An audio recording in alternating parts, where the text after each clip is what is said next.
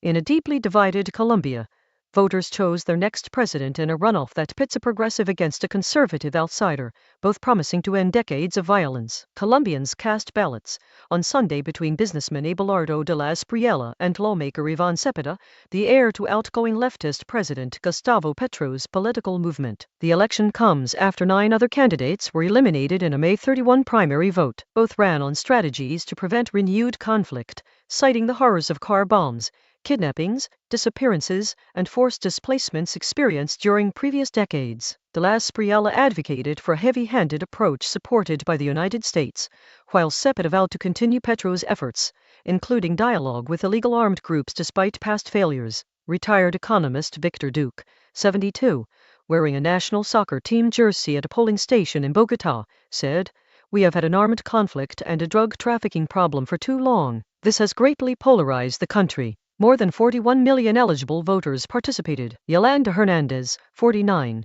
who sold black ink pens as her primary source of income, switched from Petro to de la Espriella in this election. She acknowledged that while Petro had promised lower service costs and food prices, they were actually rising. Petro's movement accused Cepeda of not winning the vote outright, even finishing behind de la Espriella. He claimed fraud and said actors tried to enslave Colombians by interfering with voting. Petro reiterated his allegations shortly before polls opened, stating that he must protect the election results. His group promised to provide details about any foreign funds or accounts involved. This runoff follows a historic peace pact signed 10 years ago between Colombia and FARC guerrillas, offering hope for ending the nation's cycle of violence. The election marks an important milestone in Colombian politics, with both candidates promising change but differing on how it should be achieved. De la Espriella proposed a heavy-handed approach that could lead to more military security, while Cepeda promised to continue Petro's liberal agenda and efforts at dialogue with illegal armed groups. The consequences of this election are significant for Colombia's future.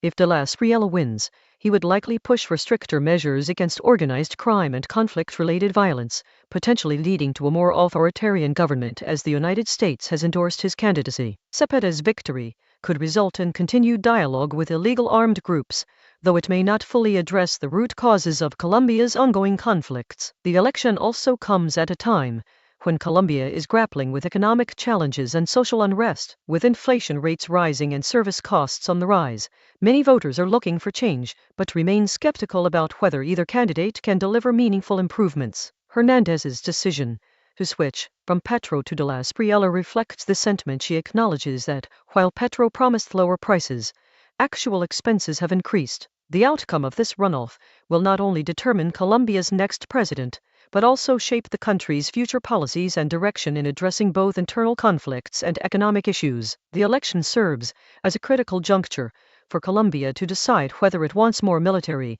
intervention or continued efforts at dialogue with illegal groups, balancing these approaches against growing concerns about rising costs and potential fraud during the voting process.